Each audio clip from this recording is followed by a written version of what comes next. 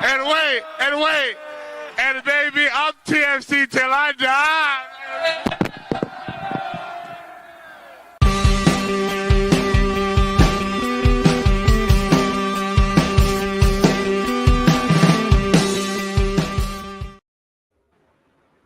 A hot mess in hot Atlanta for your Toronto FC this past weekend. A lot of big questions coming out of that game, but overall, it looks like the playoff hunt might be over for Toronto FC. Welcome to this week's episode of Toronto Till I Die. We are back. Well, 2/3 of us are back. You're with Mike Newell and Mike Singh as always. Jeffrey P. Nesker is down with the Rona, unfortunately. We hope to have him back, but we're wishing him a speedy recovery. Mike, I know the both of us were kind of like back and forth, a little sick last week. That's why we missed out on the shows. How are you feeling, man? How was your weekend? What's going on in your world? Yeah, no, thanks, Mike. I feel better. A little Mike squared action on today's podcast, which is always a good time. So I'm looking forward to it. In terms of my weekend, man, the first thing I think back to is just more soccer. And Yeah. I know the Premier League games had their games canceled or postponed, but I was on MLS duty for covering some CF Montreal on Friday night, where they clinched their postseason berth officially.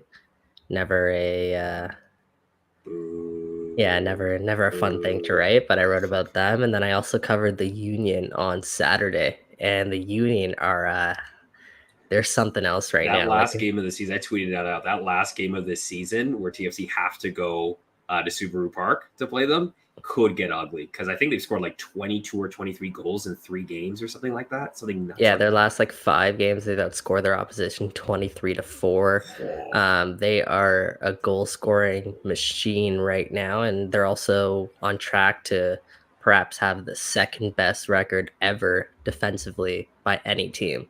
So yeah, listening to Jim Curtin talk after the game, I'll just say their press conferences or their vibes are a lot better right now than the vibes at Toronto FC. So yeah, get to get a glimpse into, the other worlds in Major League Soccer. But always my favorite time to chat about TFC and what's going on, because there's always something to talk about here. Isn't that the case, right? Like, even though this team is second bottom of the Eastern Conference and Montreal clinches a playoff spot, everybody still wants to talk about TFC. It's really one of those weird things. But hey, big clubs get talked about. So on today's show, guys, going to talk a little bit about the Atlanta game. I know we covered a bit of that on Tunnel Club, but we'll go over some bigger piece items that come out of that game. Talk a little bit about the roster build this year and going into next year. And sort of, we got into a really interesting conversation around philosophy and how to build a roster. And is the way that TFC is going about it, is it the right way? Is there a right way in this league? And then obviously we'll talk a little bit. We didn't get any burning questions from the TFC Live audience this week, but that's okay because we got some really interesting sort of pieces from the Rogers v1 Soccer. I don't even know if it's lawsuit. It's not really a lawsuit. It's more just an application from One Soccer to try to get themselves onto a mainstream platform. So interesting comments from Rogers and their response there. So we'll talk about that a little later in the show. But let's get straight into it, Mike. 4-2 loss at Atlanta, all but sealing TFC's playoff fate. They most likely will not qualify. Now, mathematically, they're still in it. They still could make it, but I mean, all the right permutations, basically everything, all the stars need to align, all the planets need to align for them to make it at this point. So really, this is about forward looking into 2023. Would you agree with that general statement? Yeah, I'd say that was the case after the Montreal defeat. I'd still think if they picked up the wins against the Galaxy, Montreal, we're talking about TFC that are right in the mix of things for a playoff spot. But obviously that's just not the way the cookie crumbled. And yeah, now we're looking forward to 2023, which is what I think TFC had a half of their eye on, at least, or at least one eye on 2023. Anyways, throughout this whole campaign. So yeah, it's bittersweet because we've made a lot of progress, a lot of steps this year towards putting together a good team on the field. But while it was potentially in the balance here in 2022, it just didn't work out that way. Yeah, and it's something we'll ask later in the show, but I feel like there was, up into say the end of June, maybe mid-June, a feeling amongst the fan base that yes, this is a rebuilding year. We understand that. And then you bring in DPs and that raises the stakes. And, from the beginning of this season, I've been saying this is not a playoff team. I did not see a playoff team from the beginning of the year. I think like the first Tunnel Club we did at the beginning of the season, just before the start of the season against Dallas, I think you asked me if this was a playoff team, and I said no. And you were kind of shocked because, obviously Insigne was coming, and we were always thinking about that in sort of the foreground. But I really didn't see enough depth on this team to really say, like, yes, this is for sure a playoff team. And I think that came to bear in the last couple of games. Look, the Italians have been great since they've come. Let's not take anything away from Federico Bernardeschi. Scored again, another penalty in this game. Was missing for large parts of the first half of this match. Or once he started getting his foot on the ball in the second half, you saw some of the good things that this team can do. But I really do think that there are significant depth issues and holes on this team that need to be addressed in order for this team to take the next step that it needs to take. And I think we all, we've heard from Michael Bradley and Bob Bradley and from Bill Manning throughout the season that, this is going to take a couple of windows to just sort out. And I think this game more than any kind of really sort of highlighted that in this last stretch of, this team definitely needs some work. Yeah, depth is very important in MLS because, well, I guess what I'll say is they took a bit of a gamble at the end of the year here, bringing in, obviously, Richie Larea, although I believe there is something more to that, and I'm not necessarily convinced he's leaving the club in June, but we'll see how that plays out. It made it seem like they went for it this year based on some of the moves that they made. But taking a step back, that's not necessarily the case because they didn't really mortgage anything that was part of their future. They gave up Ralph Priso, but in return, you get Marc-Anthony Kaye, who, for the next 4 years, who is going to be an important part of your team. Jacob Schaffelberg, sure, who, by the way, is, shout out Jacob, is really excelling. Well. Nashville had another really good game over the weekend, and I'm happy to see Jacob succeeding. But, again, TFC aren't going to be losing sleep over Jacob Schaffelberg. So they didn't necessarily mortgage anything away to build what they had this year. And now we have a clearer vision of what pieces the team now needs to bring in and what areas of the field the team needs to address in order to take that next step forward. But what they do have now is a lot of core pieces. Right, you have obviously your two designated players. You have Mimo, you have Richie, you still have Michael there. If you can re-sign Ozo, you have Ozo, Marc-Anthony Kaye. I'm not sure if I mentioned Crescito. I probably did, but then you have three, I guess 2 gaps on your center back line. So we clearly know that TFC need to address that. We clearly know TFC need to address the goalkeeping issue. I think we clearly know TFC could probably use a bit of a freshening up there at their number 9 role. But we know that now, right? And then you mentioned the team having a lack of depth. to me, that's the easiest thing to sort of go out and address in MLS, because you can fill those pieces with like Nick DeLeons and players like that you can. Those are the final pieces I think that you go out and get, and you can even fill some of those with young players like a Jaden Nelson, who has stepped up and shown that he could be potentially here a really good depth piece. DeAndre Kerr as well, I'll throw into that mix. Luca Petrasso. I mean, Jaquil Marshall-Ruddy is turning out to be a bit of a depth piece here because he's signed to a long-term contract. And so you have pieces here now, a foundation that the team has established to sort of move forward. And I think they've done a good job of kind of getting rid of most of the house in it throughout this year and building in pieces. A lot of the house, yeah, like the bricks and the mortar with it too. Exactly. So that obviously was going to take time to do some work, and then towards the future. And another thing I want to point out is, in order for a lot of this to go right for Toronto FC through the second half of the year, when they brought in Richie and Lorenzo and Bernadeschi, etc., Mark Anthony K, the reality was, in order for TFC to go on a run here, they would have had to get lucky. Right? They would have to get lucky on the injury front, because we actually have never seen, not for one single minute this year, their ideal starting 11 on the pitch. Not for a single minute. I maybe say the Charlotte game, the first Bernadeschi. Richie wasn't here yet. Oh, no, fair enough. And even that was 45 minutes. True, yeah, true. That's all that we've seen, the ideal version of Toronto FC this year.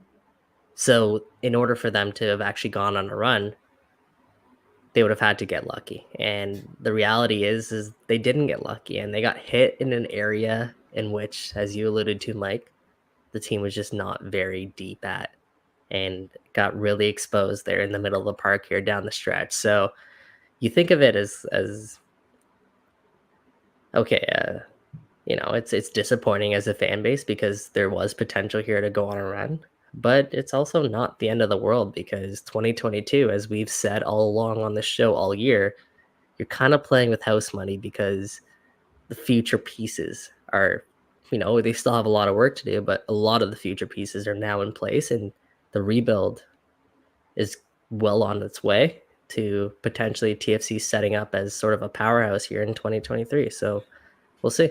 Yeah, and let's talk about one of those pieces, or one of those areas that you mentioned that is going to be addressed, and that's that goalkeeping position, right? It is the whipping boy. It is the common denominator that TFC fans can hang their hat on every week and say, like, this is the problem, or at least that's the one that comes up probably the most often, maybe outside of center back. So obviously we saw Quentin Westberg this weekend, saves a penalty in a lot of ways in that first half, kept TFC in the game. And it actually, could have been really bad really quickly for TFC if it wasn't for Quentin Westberg. But obviously we, on other shows, have talked about, this position needs freshening up. And now with Quentin Westberg getting the start this weekend, have we maybe seen the last of Alex Bono as a Toronto FC player? I mean, he's gotten the majority of the starts the last two seasons. We know all about him, right? We've talked about all the good things the things he's good at, the things he's not so good at. But is this now the official? Not official. They may give him one more game, in my opinion. But have we really seen the last of Alex Bono as a Toronto FC goalkeeper? Well, you just answered it. You said no.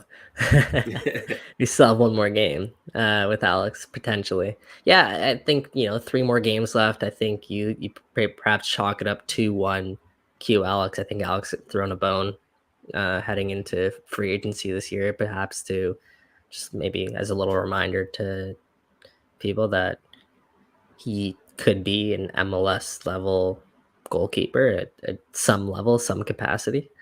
But he hasn't been lately, obviously. He's been one of his worst stretches here with Toronto FC, I think, down the stretch here. Regardless, I guess what I'll say is with 3 games remaining, these are the last 3 games for both of these keepers here at Toronto FC.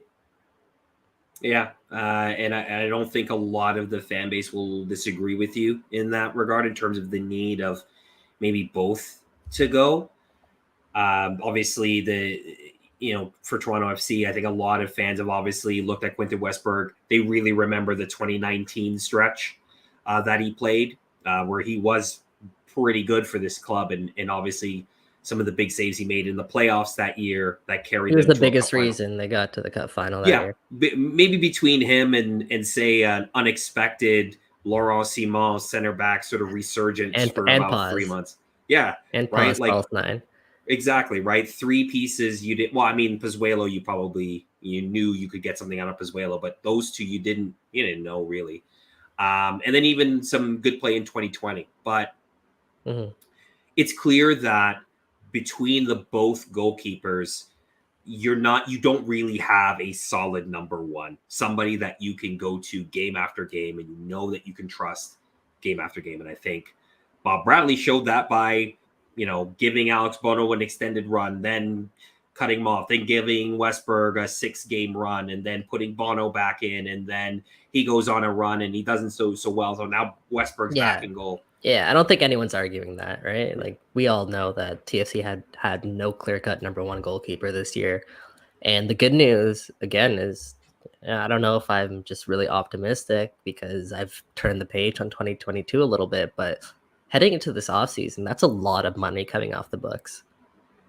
I think as a tandem, Toronto FC could have had the top 3 at least in MLS in terms of tandems, how expensive they were. They invested a lot of money in their goalkeepers. Obviously, Bono's was a bit of a gamble because he was coming off a couple high notes, obviously 2017, and then, decent run, I guess, in 2018. And then obviously re-up and signed a multi-year extension that would see him, get paid what he is being paid today. And then the Q's extension was warranted. He was one of the best goalkeepers, not only for TFC, I'd say in the league, when he was at his peak, and especially what he was able to do with the ball at his feet, a style that suited Greg Vanney's type of team. We knew how important Q was to the team. So with both of those guys, the extensions I can understand. But now that they have those coming off the books, that's a significant amount of money. And we talk about those depth pieces again that you could spend on MLS depth pieces, Mike. Well, I look at Toronto FC too, right? And I tweeted about them. We've talked a little bit about them on this show. They're on the verge of clinching their first ever playoff appearance in any league that they've played in the next couple of weeks. And they have a goalkeeper that they drafted in, Luka Garvin, playing decently for the Twos. Now, I'm not saying he's a starter. That's not what I'm saying. But you have an option to bring him up as a 3 or as a number 2 goalkeeper and really focus on trying to find a number 1, a solid number 1. And there are going to be a couple of them in the free agent market in MLS. I don't think this is a role that you need to go out to Europe to find or go to South America to find, right? I think there's options within MLS that might be available, given the complicated nature of MLS free agency. But there's an opportunity there for the club to really invest in that goalkeeping spot and in a solid, what you're getting out of that goalkeeper week after week. Yeah, and look at Quentin Westberg. That's a perfect example.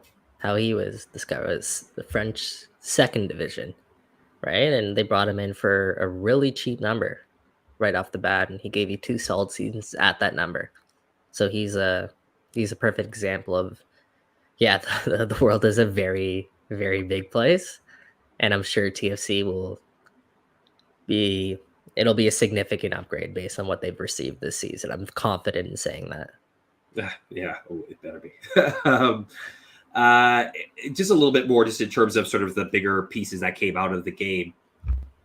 Ayo gets back on the score sheet in this game, and no, he didn't have the greatest game, but he did what goal scorers do and got a goal. What do you think his sort of future in the club is? I don't think he's going anywhere, but in terms of minutes next season, especially if they go and upgrade that number 9 position? Where does he fit in sort of the jigsaw puzzle of this roster going forward?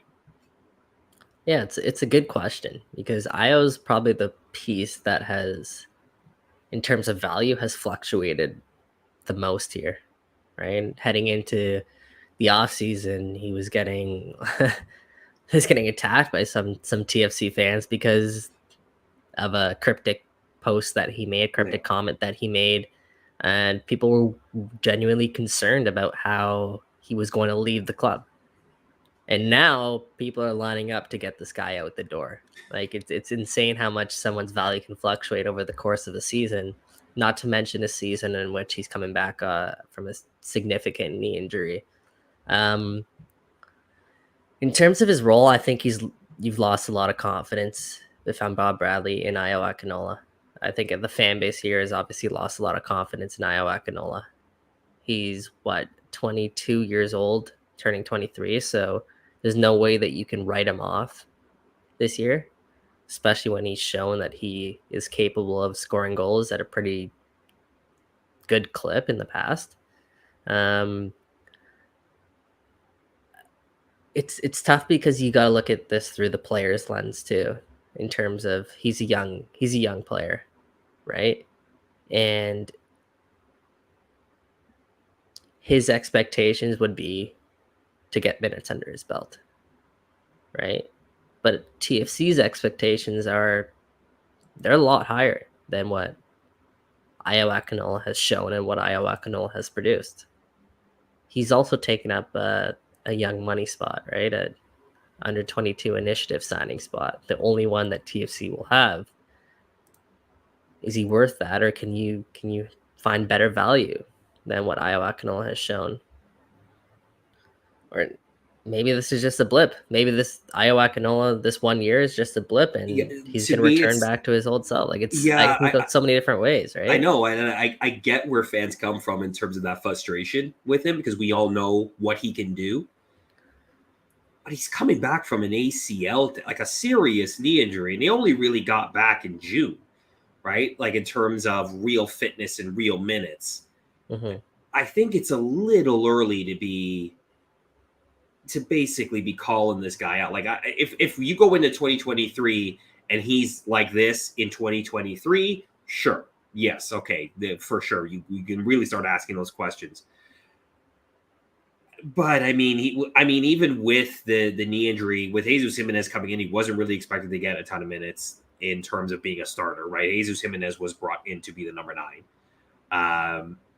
In a lot of ways, I think I really want to see Ayo with a full, proper preseason where he's not rehabbing a knee injury, where he gets an opportunity to really integrate into Bob's system, really gets to work on sort of the things that we know he can be really good at. And some of the things he needs to improve on, his first touch when holding the ball up, making sort of better runs off the shoulder defenders, things like that. And then let's have this conversation maybe in, say, June or of next year, right? Because if he gets off to a bad start, then maybe we could really start having that conversation. I totally agree with you. The counterpoint I was bringing up is just putting myself in Ayo's shoes. This was a guy who had legitimate European interest before going down with his knee injury, right? I'm guessing he's not going to get a very extended run of minutes going into next season if TFC do upgrade, right? Is this the place that he wants to be? So Robbie in the chat, he brings up a great point. Is Ayo potentially a loan candidate here, right? You loan Ayo out and bring him back perhaps more confident if he does come back. Is that the best thing to do for him? Maybe, but I mean, you really need to find a place where he's going to get minutes, where he's essentially going to be the guy. Mm-hmm. And you just talked about the money that he's on. Like, how many teams, are going to want to take on that money? We're going to have to essentially eat a lot of that salary in order for him to go on loan, right? And whether that's interleague or he goes to, say, USL. Not necessarily. Maybe actual like dollar value, but he's only 150 on the books because he's a young money signing. right? So it's very cheap in terms of, but you also have a team who has that young money spot available. So it would be most likely it's a limited amount of places he can go. And again, the question That's a is, good point. would a team within MLS, let's just say, want to take a flyer on Ayo Akinola as a significant, like basically somebody would have to take a flyer on him, like somebody took a flyer on Julian Carranza at the Philadelphia Union, fighting off the team you were covering this weekend, right? They would have to be willing to say like, okay, we'll take a flyer on him. We'll loan him. There probably might be a purchase option at the end of it, and say like, hey, if he comes in and performs really well, maybe they buy him off TFC, right? But yeah, that's the other thing, right? Is we talk about his value. Ayo Akinola was in trade talks with Toronto FC this transfer window before this really long stretch of play. You're not getting much for Ayo Akinola right now, are you? No, you probably would have got more at the deadline than you will now, right? In terms of filling needs, because in that trade, I would suspect they would want a player back to fill needs, right? Because you're using a young ass. It's funny, if we're in soccer, it's such a different world. We normally deal with transfers and things like that, but in this league, you're dealing with trades like you're dealing like in baseball or something. But it's the same idea, right? You're using young assets to get pieces that you need. So let's wrap our head around this. So just to sum up, I guess what we're saying, and I agree with you, like everything you've said, I think we're on the same page here. Ideally, you give Ayo Akinola another season here at Toronto FC to get right? And hopefully refine the form that once was. Like with Ayo, when I was speaking to him when he first came back, I think it was in April, he told me that the doctors told him it'll take about a year for his knee to feel completely normal. Right? So I think he's still not at 100% in terms of where he once was. The other thing with Ayo that I think is what's really hurt him, and maybe part of it was due to the knee, he's lost a step. He's not as quick as he used to be. And we talk about one of his best traits being on, playing on the shoulder of defenders and being able to run in behind.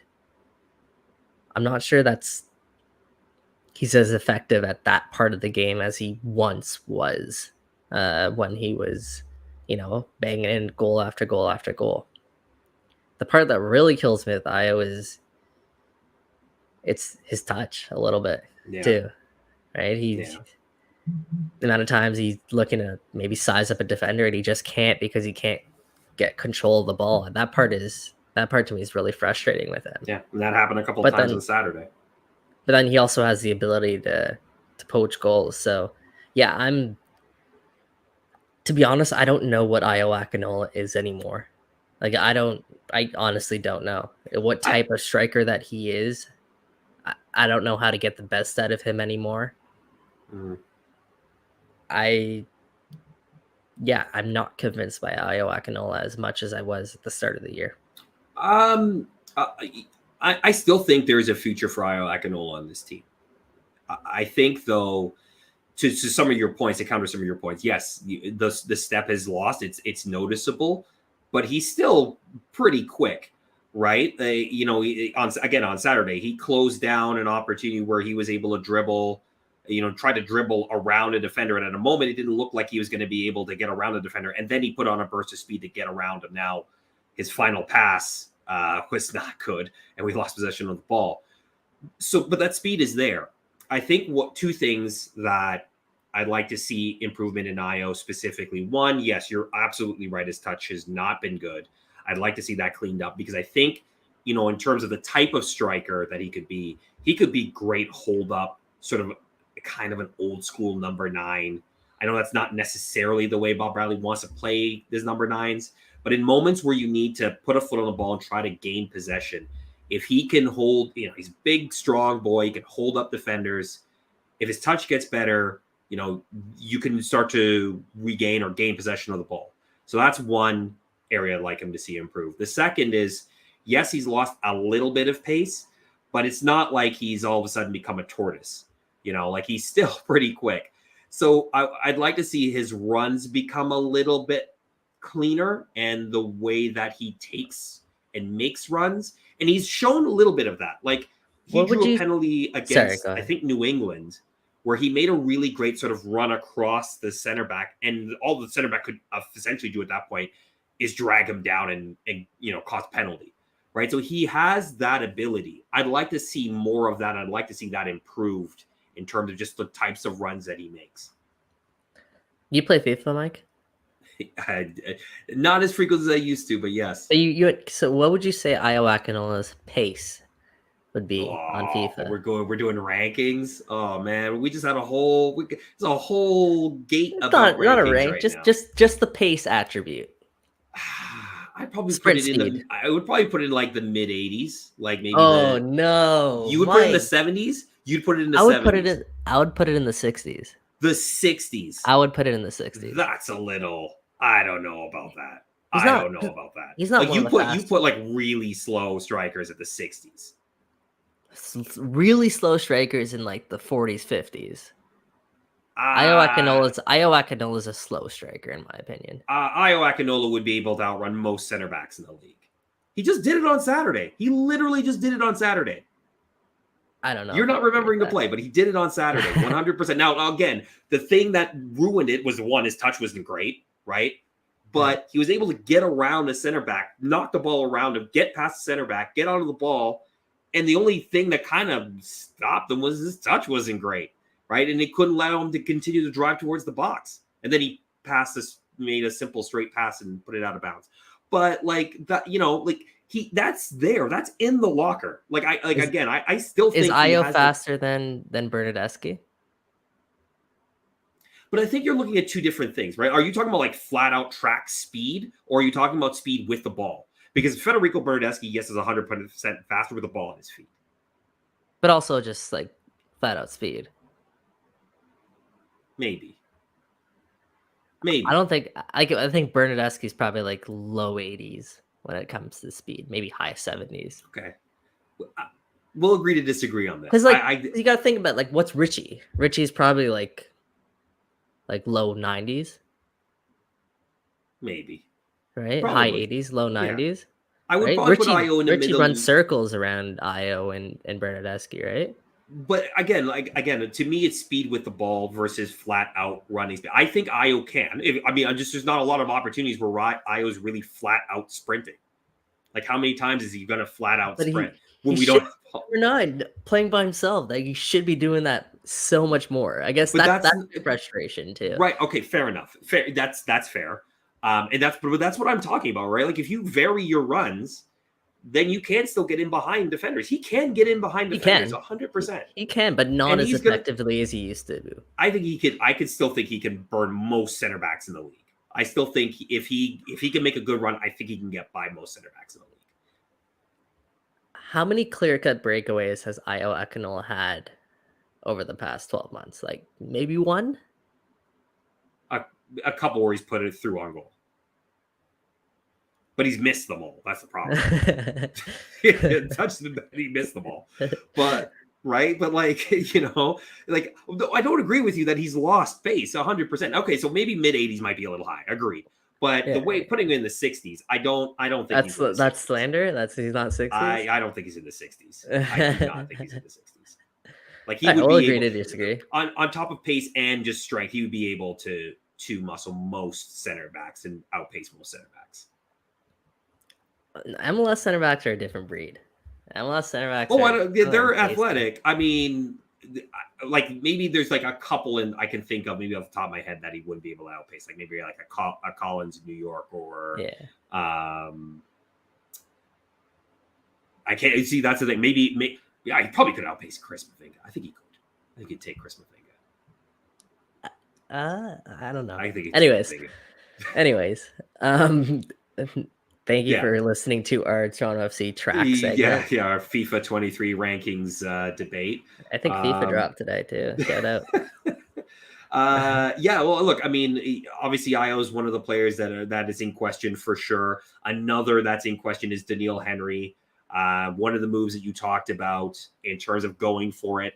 I know he wasn't in the plans per se. That this wasn't a planned signing. This was more of a reaction after losing Carlos Salcedo. But he isn't really getting the minutes he may have thought. Like, do you think he made the right decision coming back to TFC?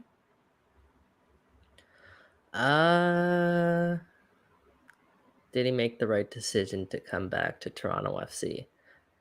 Hindsight? Hell no.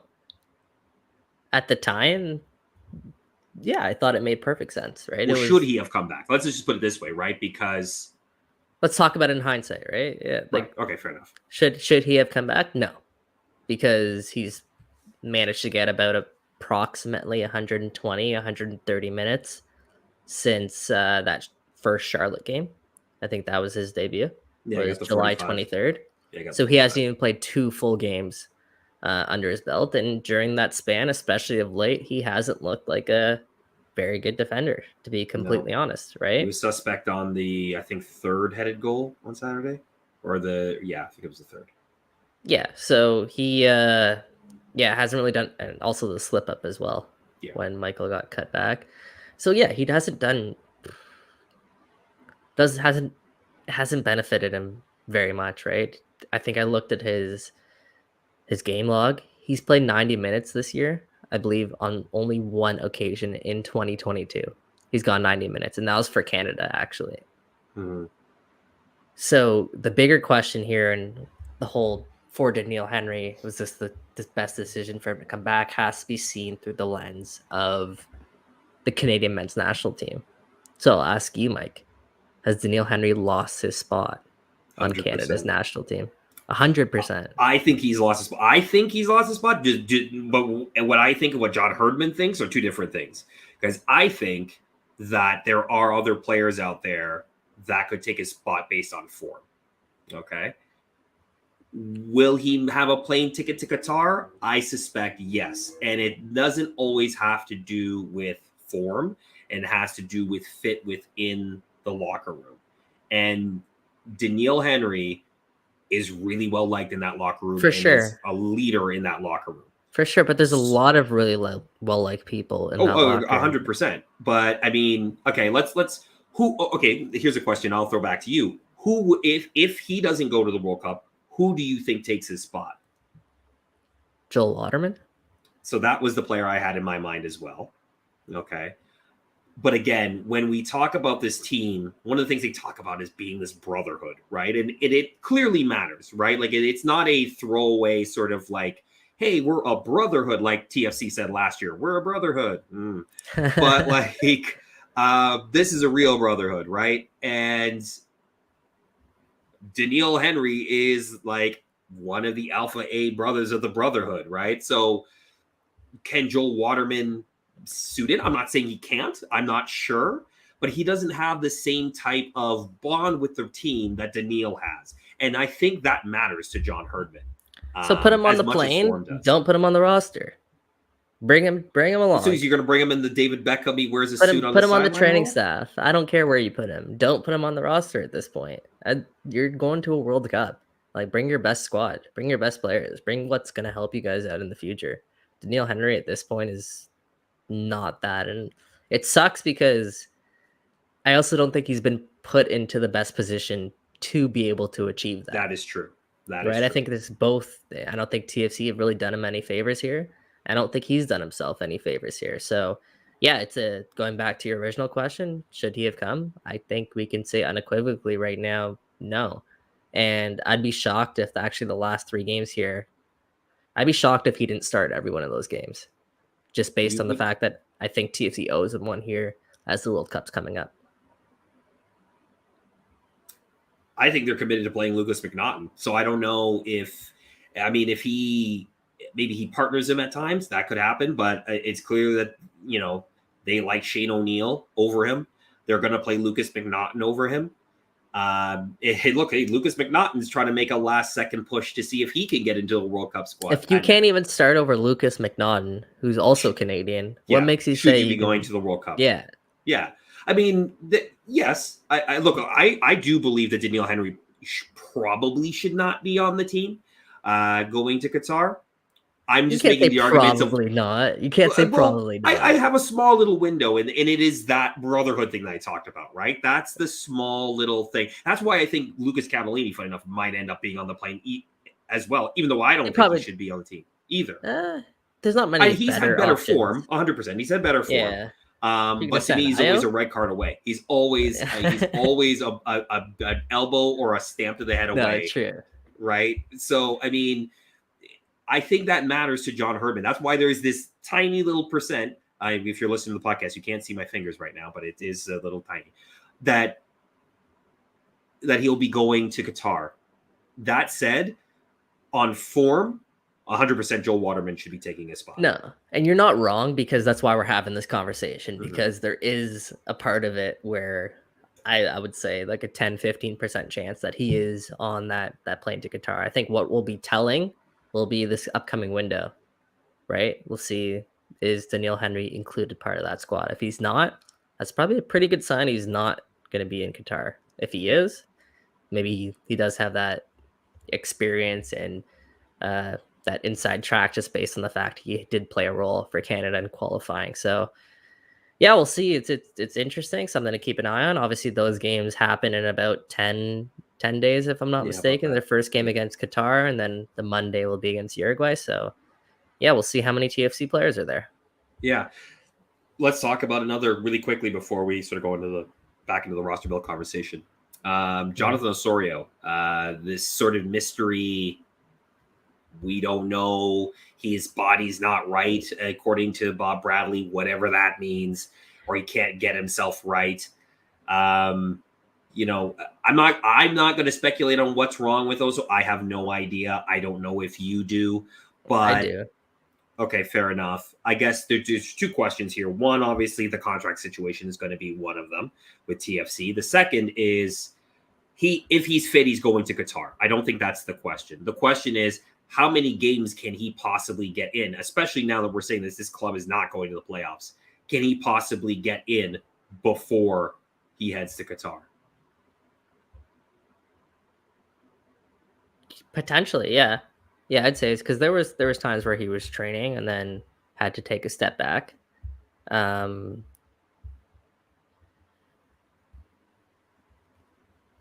be surprised if he doesn't, because you also have this upcoming window, and I know Ozo has definitely tried to get himself right and ready to ensure he is able to participate in this window, because I know it's incredibly important for him personally to be part of this Canadian men's national team. So these next couple days will actually be telling, as the roster does become released, whether or not Jonathan Osorio is on that roster. I don't even think that's a Toronto FC decision. I think that'll become down to Canada Soccer and Jonathan Osorio. Mm-hmm. So we'll see in that regard. Rest of the season, yeah. I mean, we got the final game of the season is October 9th. So we got about a month.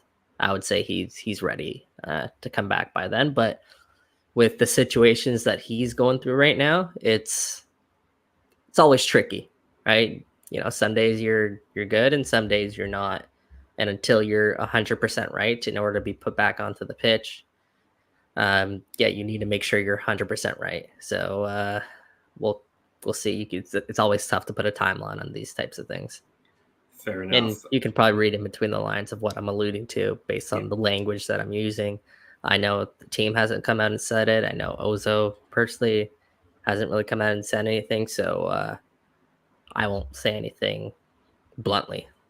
Fair enough. And frankly, sometimes we don't need to know in terms of what specifically it is, other than we know that we hope he gets well and that we see him in a TFC shirt before the end of the season, because who knows?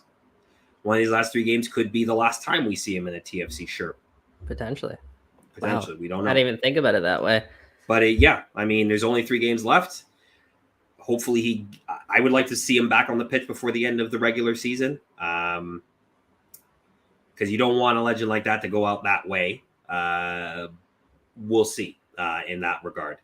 All right, let's move really quickly into sort of these. Again, there's some of these bigger sort of roster building pieces that have come out of not just Saturday's game, but sort of this last stretch. And especially now looking at these last 3 games as sort of looking forward to 2023.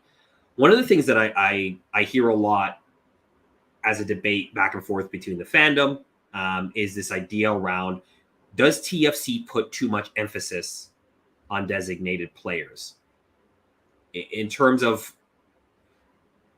the way that Toronto FC builds a roster, tends to be this, we're going to go out, we're going to make a splash, we're going to spend money, and then we'll try to kind of build around that afterwards. I guess my question really to that, maybe not too much emphasis on DPs, but is sort of this DP first model, then build, kind of the right way for the modern MLS team to be building a roster. Like a long, and the idea is for Toronto FC to be sustainable and long running and continue to be competing in competitions year after year. Is this the right way for a roster to be built in today's MLS? I'll start that off by saying there's not many teams that could build a roster the way that Toronto FC have been going about building the roster. And the league itself has changed a lot in terms of the overall floor, I think, of MLS players has risen from where it once was. And then I know you have this in your show rundown notes, but I'm going to take this point from you. You have the top 3 teams in the Eastern Conference right now, the Philadelphia Union, CF Montreal, and the New York Red Bulls have all taken that sort of, I would call it a new age sort of approach here in terms of, okay, we're not necessarily going to go all out and spend on DPs. Heck, in Montreal's case, they only have one designated player, and that's Victor Wanyama. Mm-hmm. And he's not even the most important player on the pitch. No, and you're going to invest more heavily in domestic and MLS and CONCACAF talent. Like, who's their leading scorer? Romel Kyoto is their leading scorer. I think 15 goals, 5 assists. And then obviously guys like Alistair Johnston and Georgi Mihalovic and Kamal Miller all play really important roles for that team. So it's different. But to be fair, I don't think it's right for us to judge the way that TFC are building this roster now because it's very incomplete. So I think what they, something we've debated up many times in this show, was it the right time to sign Insigne? Was it the right time to sign Bernardeschi or a Insigne? I think our resounding answer has always been, if those players are available, you have to bring them in when you can. Insigne in particular and Bernardeschi were both free transfers, right? Because they were out of contract. So I think, yeah, you go out and you bring those players and then you figure it out from there, which is kind of what TFC are doing. Right. So, yeah, to answer your question, is this the right way? I think it is. When you have the money that TFC have, they still have an open DP spot. So it's not like they've put all their eggs into this one basket already. They still have some flexibility in that regard.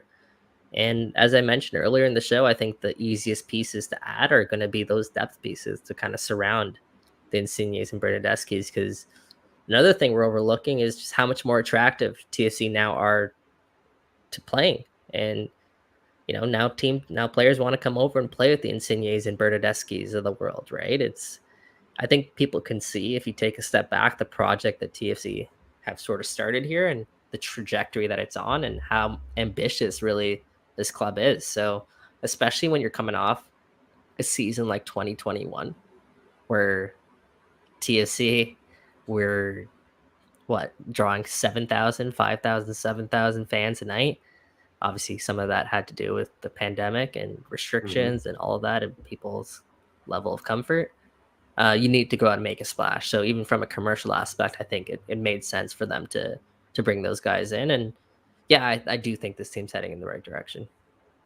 Fair enough. I guess I think the debate out there is obviously this idea around building I don't want to say long-term, because look, you can do a Montreal and try to build, like you said, through CONCACAF players, through MLS domestic players, through domestic Canadian players. But already some of those players are already going. Mihailovic has already been sold to Europe, right? They're potentially losing some other players. Alistair Johnson, I don't think is long for Montreal. I can see Kamal Miller not being along for Montreal either, right? Especially if they're both on a plane to Qatar and play somewhat well. So that's one way to build a club, obviously. And look, CF Montreal's had a lot of success this year. I actually chalk that all up to Wilfred Nancy and the way that he manages the team. Then the talent, although the talent's really good. Also, the East is really bad. True. That is also true. The East is quite bad. But, I mean, again, you look at a Philadelphia Union, I guess I can understand why those envious eyes are out there, right? They go find these young players. They have a great academy pipeline that's, you can lose a Brendan Aronson. You can lose Matthew Fontana. You can lose some of these young players that they've lost. You can lose a top scorer, and you just fulfill them with the academy kids, and you have great scouting in Europe and find another player, and bang, you're still top, and you're right in it to win the Supporters Shield this year. So I can understand that.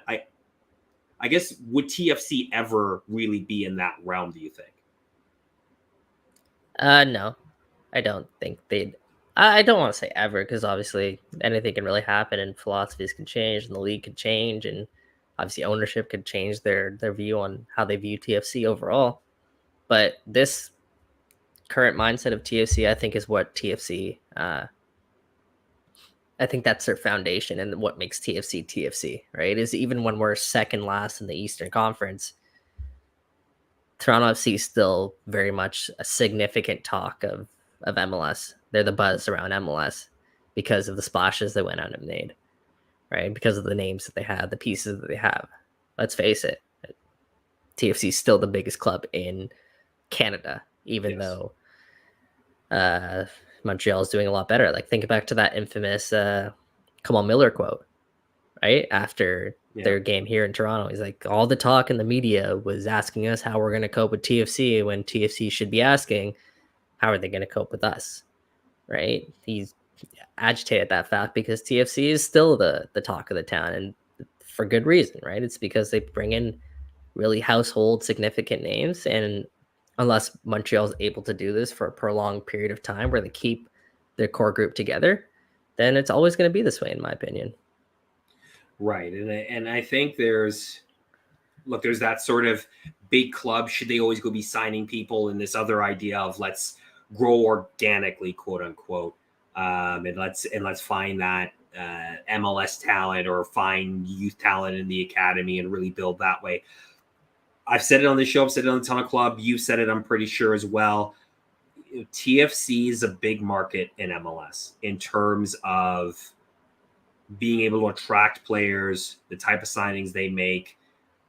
Like it or lump it, this is a big club. And they're going to always, if you're going to have a choice between, as I said on the show before, if you have the choice between developing the next Alphonso Davies or just going out and buying Alphonso Davies, Toronto FC will go buy Alphonso Davies. Yeah. Every time. Right. And that's just how TFC is. And I don't know if realistic, like the hardcore fans, like the really, really hardcore fans that are really into like analytics and all that kind of stuff, like I am, will probably be like, oh, but you could have found Alejandro Bedoya for, $500,000. Good pull, I man. But like you could go find that guy for $500,000. Why are you paying this guy through? Well, you know why? Because like you said, commercially they pull people in the like look at the stadium. Look at this year. This year is a perfect example, right? Yeah. The first stretch of the season, me, you, other people were all really invested in this team and watching some of the young players for the first time. By summer, we couldn't wait for Lorenzo Insigne to debut because we want to raise the quality of football overall on this team. And you do that with a flick of the finger if you're Toronto FC. And you, like you said, you take that every single time, right? Yeah, absolutely. And now having seen the Italian live in person now, it took me a month before I could. You can't replace that. Like, They say money can't buy you love. They didn't buy you a Bernadeschi. You know, like that's just the reality of things. And, you know, I do believe that TFC do undervalue the MLS / domestic market a little bit in terms of what they can bring to the team. I think this offseason is going to be very interesting because obviously you have Bob Bradley, who has that knowledge within the league and has a lot of connections to what you would kind of consider MLS lifers, but guys who really can contribute to a squad like this. And it'll be interesting to see what levers he pulls to try to bring some of those players into the squad. In addition to that, Mike, is the new international roster spot rule puts TFC in a better position than... Okay, you're going to have to explain that for people because there's a lot of people I don't think that are aware of what that is. Well, just off the top of my head is obviously it used to be, I think you had 7 international roster spots, meaning you could only sign 7 players that didn't have either a green card in the States or a Canadian citizenship. Now that for Canadian clubs, that's been expanded to, I think, 10 or 12 for Canadian clubs itself. As well, it's easier now for players who were internationals to get their Canadian citizen or whatever the card is, or lose that, their PR card, lose that status, right, in whatever the international status. So now TFC can go out and get a lot more internationals as opposed to in the past, and they can actually get more internationals than the rest of MLS here. So it's they're in a good position in that regard when it comes to not having to just invest in MLS, US, Canadian talent. They could really sprinkle in US, Canadian talent and invest mainly in talent from overseas. So just their talent pool gets a lot wider in terms of these depth pieces. Right. And you know, I think there's this sort of, I think a lot of that talk came from the fact that, hey, look, when we went on the run in 2017 and win the treble, the big pieces that came in 2016 and further into 2017 were mainly domestic pieces. Obviously, Victor Vasquez puts you over the top in terms of that quality. But the Drew Moores, the Beta Shores, the Will Johnsons, even though it was just a season, Clint Irwins, you know, you found these domestic guys, even like an Armando Cooper, wasn't domestic MLS wise, but you know, within Central That's the America, perfect analogy, right? It's those type of players that we're missing now, which again, in my opinion, is easier to get than the Lorenzo Insignes and the Bernadeschi's. And for sure. I just, again, it's always that wonder of whether or not TFC have really scouted that market well enough to find the right fits. Well, you can find the players. I don't want to say they're a dime a dozen, but you can find those players. It's just, have you scouted them enough to know that they're the right fits for what you want to do? And that's the thing we're going to have to kind of rely on Bob Bradley and the scouting staff at TFC coming into this offseason. Yeah, I think that if there's one thing that TFC have been pretty good at is bringing in those types of players. And even Bob Bradley, obviously, over the course of his career, I think he's a guy who obviously knows how to build out a pretty dang good team. See LAFC. And I do have a lot of faith in sort of what's to come here. And another thing I'll add is that I've said this before, but the needle's moving in terms of how good teams are, right? So why Victor Vasquez in the past would have been a unbelievable signing and really a sort of an unrealistic signing, I think those types of players are becoming a lot more realistic in fitting under a salary cap. So I think we're going to see a lot more of the Victor Vasquez-esque signings, and perhaps even more than one Victor Vasquez signing to come over to TFC in the future, especially because TFC, again, is an attractive place to play, in my opinion, moving forward. Fair enough. See LAFC. LAFC, agreed. And I think some of those guys he signed to that LAFC team that have been really important for them, I think they become free agents this offseason. So it'll be interesting to see if he pulls into the old Rolodex. Who has a Rolodex anymore? They just have everything on their phone. Yeah, it's all an iPhone, right? He just pulls out the phone and that's a great point. And not only that, like Gareth Bale is on allocation money, although I know he'll be a DP moving forward, but those types of players, Ricky Puig, who absolutely destroyed TFC, is an allocation money signing. So those are the types of players. Obviously, Ricky Puig is a little bit of an exception, and yeah, maybe I there's a little bit more to I that. want to see the math on that. I want to see the math on that. Hey, listen, TFC can do math themselves too, I'm just man. saying Let's figure shenanigans. it That's out. all I'm saying. Shenanigans. But yeah, the bar's moving in terms of MLS becoming a more attractive league for whether it be younger players or older players to come over, where they don't necessarily just need a bag to come over. So we'll see who TFC end up bringing over this next transfer window. Fair enough. Last sort of point in this segment, and then we'll sort of move to the last segment and wrap it up. Just obviously, I kind of alluded to this earlier. The idea of you sign these two DPs, and I think for a lot of fans, the competitive timeline shifted. Instead of 2023, it's like right now. We gotta maximize these guys right now, even though they're not exactly like ancient. They still got a lot of juice in their legs. They're okay, right? But I guess are we a little too impatient for success as a fan base? Because again, up until June, everybody was like, rebuild. This is fine. It's okay. We're getting the young players in. They're going to get minutes. If Insigne comes and we make a run, great. If they don't, okay. Like it's 2023. Now, over the last month, it's been like, if we don't make the playoffs, everything's a failure. And we have completely wasted Insigne and Bernardeschi, which is nuts, but that seems to be a theme out there. So are we too impatient for success? Well, listen, when you bring in the Richies, you bring in the Insignes, you bring in the Bernardeschi's, Crescitos, Mark Anthony K, expectations become raised, right? And the reason why I think people are let down a little bit is because TFC did have increased expectations once you bring those guys in. And we got a taste of what this team could look like against Charlotte, albeit Richie still wasn't playing in that game. And as I said earlier in the show, we haven't seen a single minute on the pitch where every one of TFC's ideal starting 11 is on the pitch, right?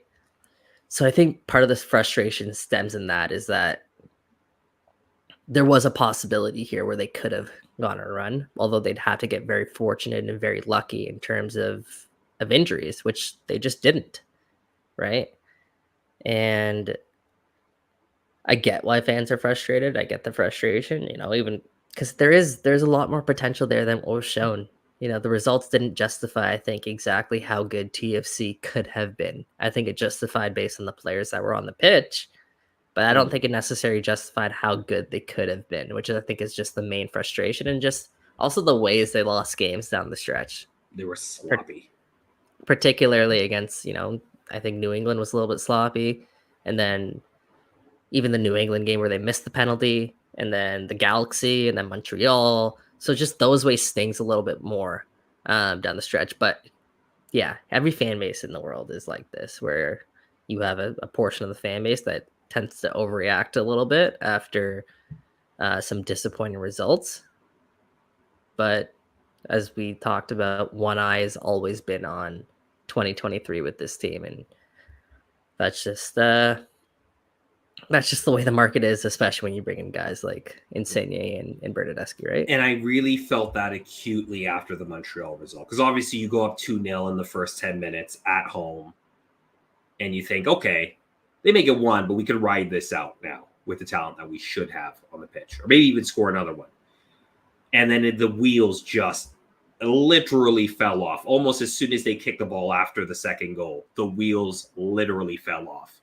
And I was in the stands, and I was frustrated, and I can feel it was palpable, the frustration, the how in the hell has this happened kind of for sure. Energy. That's what was there. But that's not unrealistic. That's a team going up 2-0 and Yes. blowing a lead to your rivals in a game that essentially defined their season. That's be as frustrated as you want. I'm sure TFC were just as frustrated with themselves. Mm-hmm. No, right? I don't think that's unrealistic. No, I don't think that's unrealistic either.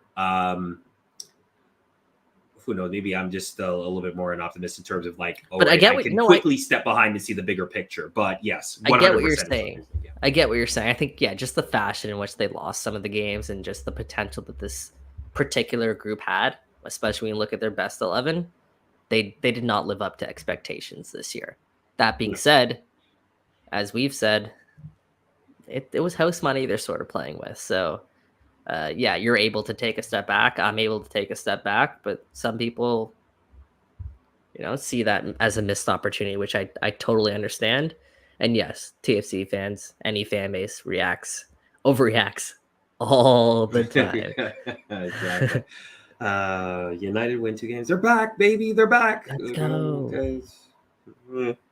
Europa League. Anyway, all right. So let's we will not get into that travesty of a call. We'll close out the show with a little bit of a different turn and track here, and this one is just, it caught my eye because it just came out today. But for those who may not be aware or don't follow this very closely, there's a sort of ongoing battle with One Soccer.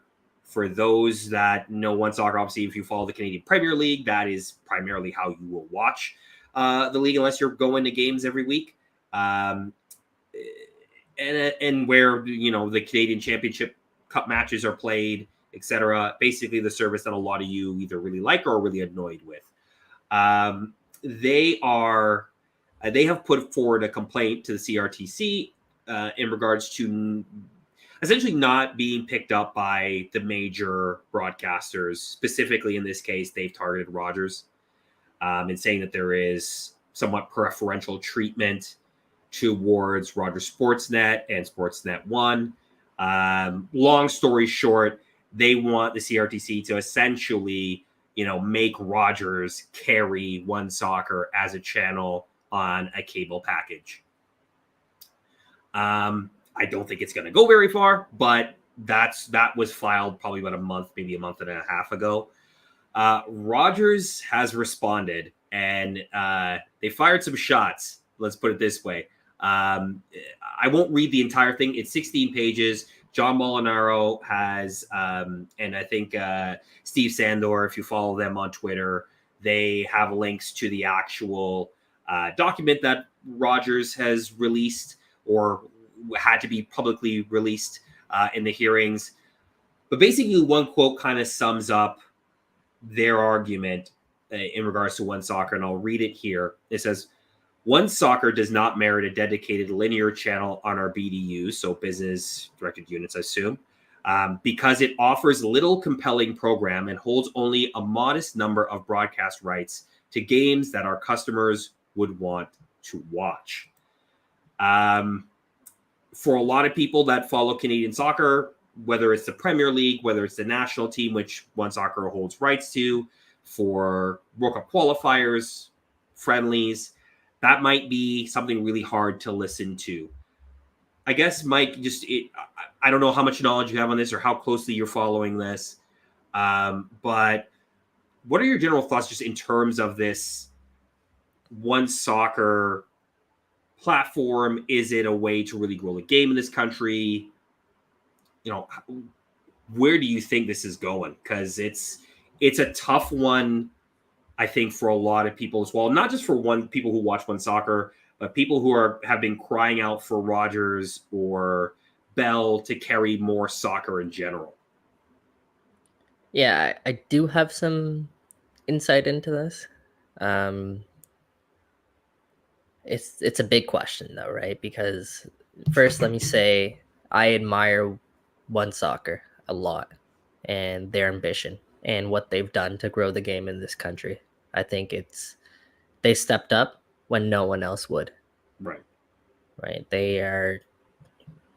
One Soccer is not the problem here whatsoever. In order to grow the game in this country,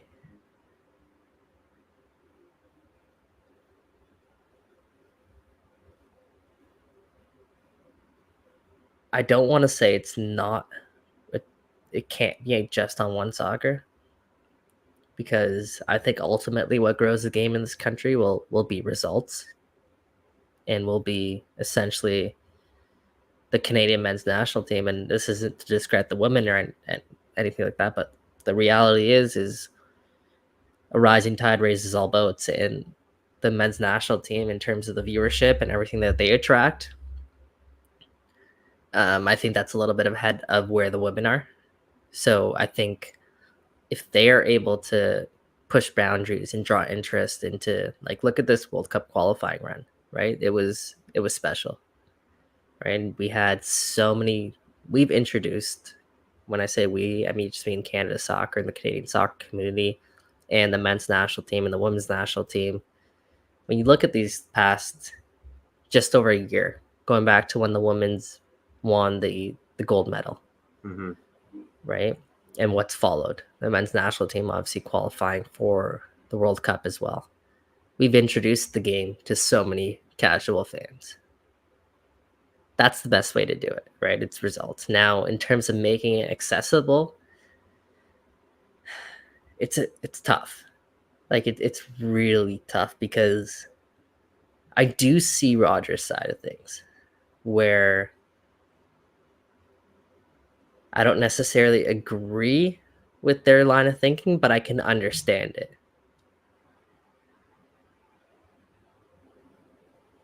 What's really going to attract viewership is World Cup qualifying games or World Cup games. But the caveat to that is World Cup rights, it's owned by Bell. It's not owned by Rogers.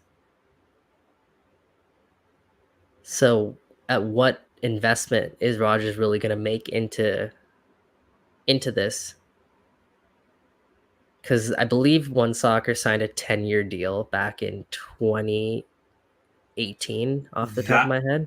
With Canada Soccer. With Canada Soccer, which then encompasses the CSB. Canadian Premier League, CSB, the Canadian Premier League, and obviously they've now signed a deal with CONCACAF to do some rights with their games as well. But essentially, those are the major properties there. So how many people are actually going to be watching what's to come from which is their biggest asset, is the national team games? How many people are actually going to be watching that alone? Well, that's part of what Rogers said in their comments, was that, the men's national team, when they go through the last qualifying cycle, they had 14 games. They don't play a qualifier, like a meaningful qualifier, until after 2026. So they're like, we get our 14 now. And by that time, the deal expires. Yes, by that time the deal expires. Correct. And the major thing they said, it was, look, the main thing that they would want out of it is the national teams, right? They'd want the women's and men's national teams. Right. The CPL is one thing. And look, let's be real, they didn't have great comments about the CPL, but their real focus is on the national team. And their national team, their sort of thoughts on the national team was like, look, they only have qualifiers. The real games we want are the qualifiers. Even the friendlies, they're like, friendlies. They want the qualifiers, and you only get a certain amount of them, and you only get a certain amount of them every cycle. So why should we invest in this if all they have, really, the main thing that is really going to drive these ratings are these qualifiers that they won't have again until after this deal's done and after 2026? Yeah, so that's essentially the gist of Rogers' argument, although they put it in much meaner terms, guys. It could have been nicer. It was a bit savage. I was like, whoa, okay. Like, they're not messing about here. They really aren't. Yeah. So like it's tough, because I think it's an argument of what comes first, the chicken or the egg, right? Rogers is saying we want to wait for the chicken. Well, the egg makes chicken won't really hatch unless it gets Rogers. So yeah. You're kind of in this sort of conundrum here, where I think since we're so in it, it's easy for us to say this is a soccer country, right? I think it has the potential to be, but we're never going to know unless we get the broad exposure. What is Rogers' Sportsnet specifically, over 1 million eyes a night? You never get those numbers on One Soccer, right? You get a fraction of those numbers. I think they reported in their comments 220,000 subscribers maybe at this point, and I don't know when they pulled those numbers. So Yeah. So I think it's disappointing, as Nicholas is saying here in the chat. Like he thinks they're being disingenuous with, and he's talking about Rogers here. They're being disingenuous with their arguments. They're gatekeeping and stopping a possible competitor. Which, yeah, that's certainly one way you could look at it. And then you have Giancarlo here saying Nations League, Gold Cup. Well, those happen how many times? they And only even happen then, every 2 years, and how even often then, are you pulling that? right? And I think the argument that they also kind of make, they don't make it out explicitly in the document, but they'll go back and say, like, look, we did carry the Gold Cup back in the day on television, and no one watched then. Now, obviously, the national team was at a very, very different place. That's another thing at too. that time. That's 100% true. And they always have this chip in their back pocket, Mike, where Yeah, if the games get good enough and exciting enough, they can strike a deal and bring the games on Sportsnet, like they did during their Canada's World Cup qualifying run. Yep. Right? They always have that chip in their back pocket and that chip up their sleeve. So what's really forcing them, aside from, I think it would be personally, altruistic, really. If they did it, it would be altruistic. It would be 100% altruistic, but I and also that think is not what Rogers. realistically, That's not the business Rogers is in. I also think realistically, there was Nicholas again. He said this, that these are the same arguments against the Raptors a long time ago. Where I think the way that we view the national team today is drastically different than the way we viewed the national team 5 years ago. The way we viewed soccer in this country is drastically different than the way we viewed soccer in this country 5 years ago. Yes. What's this gonna look like in 10 years? So maybe it is worth making that investment. But then you also have the caveat again to the deal is going to be expiring. So is it really worth bringing on one soccer? So yeah, there's too much to it, in my opinion, to really give an honest assessment here. I think there's a lot of moving parts, and unfortunately, a lot of it comes down to business. A lot of this comes down to business. Like in the end of the day, outside of the national teams, the real property one soccer has is the Canadian Premier League. And look, I'm biased. Obviously, I work for Premier League. Like the football is good. It's worth investing in. But Rogers do make the argument that attendances aren't at a level that makes it, in their eyes, really a palatable, offering that people will want to watch on television. I will counter that by saying they put poker on television, and I'm telling you, are there really that many poker fans out there that is making the World Poker Tour a thing that you want to slot in at 3:30 in the afternoon on a Thursday? Who knows? But I do actually see both sides of this. Mm-hmm. Obviously, I think you do still need consistent, preferably domestic soccer to be on television, cable television, consistently for it to grow. I know, and they mentioned this again in their findings or in their comments, that every major league that has been available have all gone to over-the-top services, essentially, right? The Premier League's gone to Fubo has gone to Fubo. Champions League's on DAZN. We all know in Canada, right? If you want to watch a league, you're gonna have, or watch multiple leagues, you're gonna have like 8,000 different subscriptions or go IPTV, right? So their argument is, look, they're just not investing in soccer overall. No, right? They even said themselves. I think they said Rogers, between their flagship, so Rogers Sportsnet 1, Sportsnet World 360. Overall, I think it's like 1.2% of whatever they show of their entire catalog. It's 1.2% is soccer related. To us as soccer people, that is insane. But from a business perspective,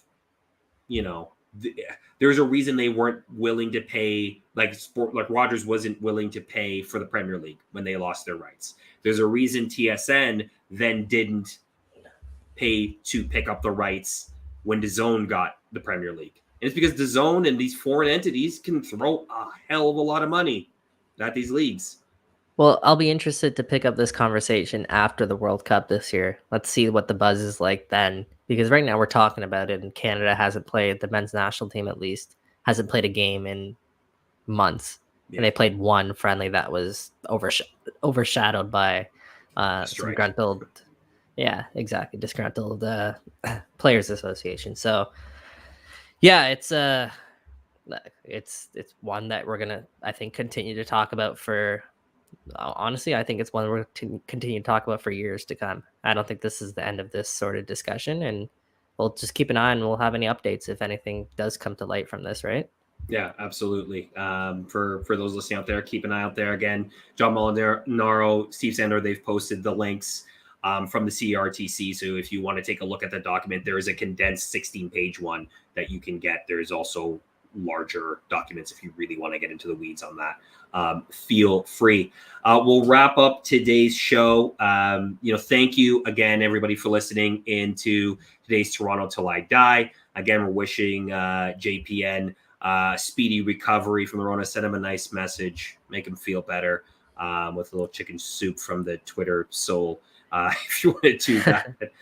We'll be back next week with another Toronto Till I Die. Again, sort of taking a quick look at this weekend's match against Orlando in Orlando.